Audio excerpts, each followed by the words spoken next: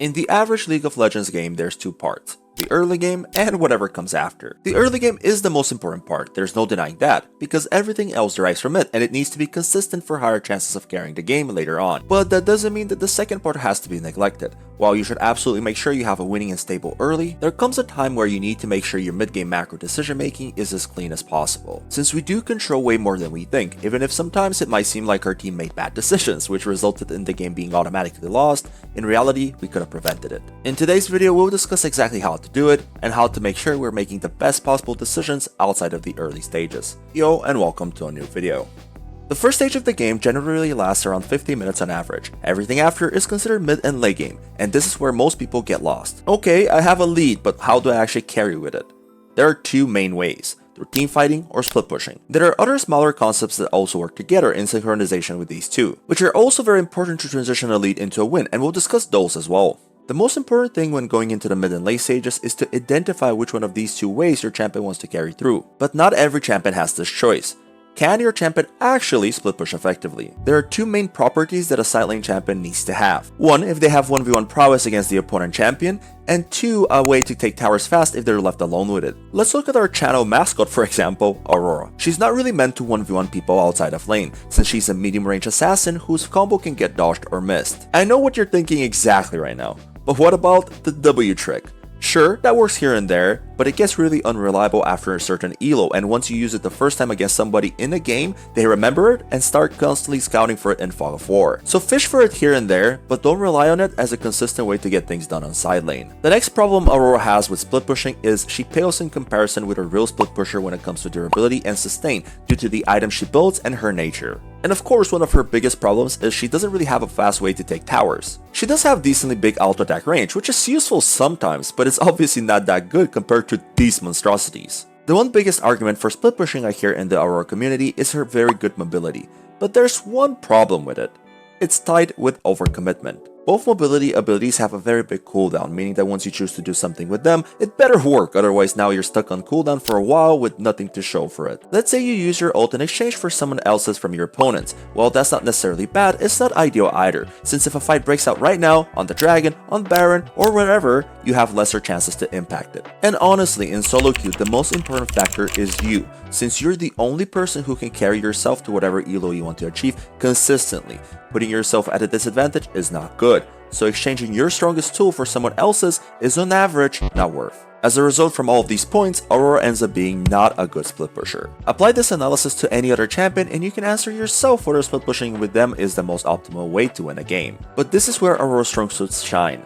Team fighting. She's enhanced at this capability, allowing her to create engages from nothing and hold specific entry points so opponents can't walk into them. Best way to describe her is a mid-range skillshot reliant assassin with control mage aspects and instant engage elements, aka she's a nuisance to face in a team environment. With that in mind, your best bet to carry on a champion like her and other similar ones is to primarily catch side lanes and mainly focus on being at the right place at the right time when it comes to team fighting, objective control, and looking for picks. Focus on making it hard for your opponents to walk up and find the best possible angles and targets to impact the game with. Of course, sometimes depending on the situation presented to you, split pushing even as someone like Aurora might be the best in slot play. This could end up happening if you are fixing a wave on side but notice that a play happens which your team is 100% winning, so teleporting is pointless. Or maybe you're too late to react to it, so the best play changed from being in the fight to taking the opponent tier 2 tower. Then yeah, split pushing can work even on a teamfight oriented champion, but these instances are few and far between. The important part is to distinguish this as an out of comfort play for your champion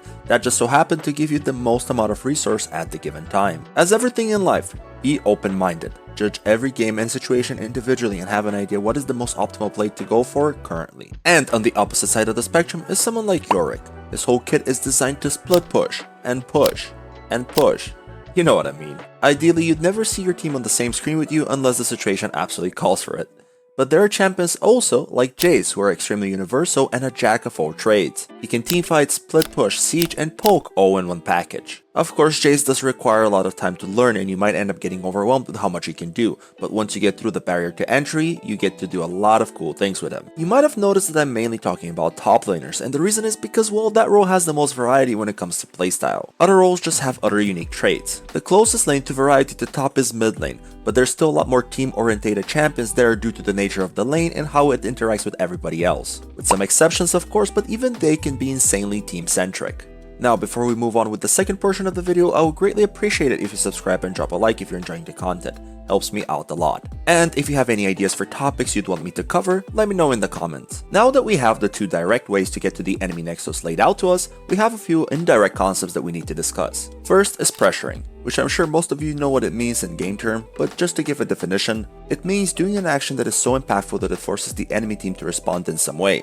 Either by directly stopping you from committing your own action if, let's say, you're split pushing and they send someone to stop you, or doing another just as or more impactful action on the map like them starting Baron Nashor around the same time. There could be multiple pressure points happening at the same time, and it's very important to identify which is the most crucial one. As in, which one gives the most value compared to the other ones right now. I like to call the most impactful pressure situation a focal point, and it's the one that at all times you want to interact one way or another. Let's look at an example. In this situation, I have almost full information on the enemy team and I'm safe to continue my push onto the enemy outer turret even though my ult is on CD. The reason behind that is that the only champion that can be here right now is Tristana, but I'm not really scared of her alone. I can easily win a 1v1 or escape if needed. So currently there are a lot of potential pressure points happening on the map, but the most impactful one and the one that I can deem a focal point is the one right in front of me. The reason for that is it gives me access to free minion waves and a tower with platings which I could easily take due to the 3 grub stacks I have. All basically without any chances of enemy responding to it because of the intel I have on the map and the small amount of time it will take me to achieve this. Sometimes, free resources like this without any real fighting behind it could be deemed the most valuable and impactful thing on the map, so I will prioritize it over anything else. Going back into the play, I instantly teleported and you might be asking why is that? The reason is right after the successful play I just had on bot lane, the focal point now changed to my team is on the map, and this is the perfect situation for me to use the time I have in between catching waves as an opportunity to force a favorable fight. And this is where I will introduce shadowing as a concept. Basically, it's what it sounds like.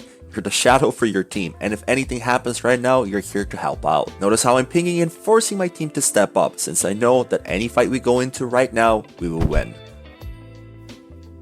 And the last very important concept we will cover today is finding picks. Honestly, I would say this is the easiest way to abuse enemy mistakes. Since the most common abstract mistake that happens in any elo, but is more true the lower the division, is called being unaware. So if you're the opposite, aka being completely aware of what should be happening on the map currently, such as the enemy ADC stepping up to secure mid prio while his team is not on the map, you can use this in your advantage to get picks on the opponents. And no, all of the discussion we had today does not only apply for Aurora. You can impact and carry the game with these exact methods on any champion, but of course with their own twist on the game. If you're interested in advice catered towards your mechanics and execution in the mid game, I have a video for it right here. In any case, that was it for today. I hope everybody enjoyed the video. I really wanted to make another one covering more theory on how you can carry each game in the later stages. Hope it came out good. Wishing you all a good day or evening, and I'll see you in the next one.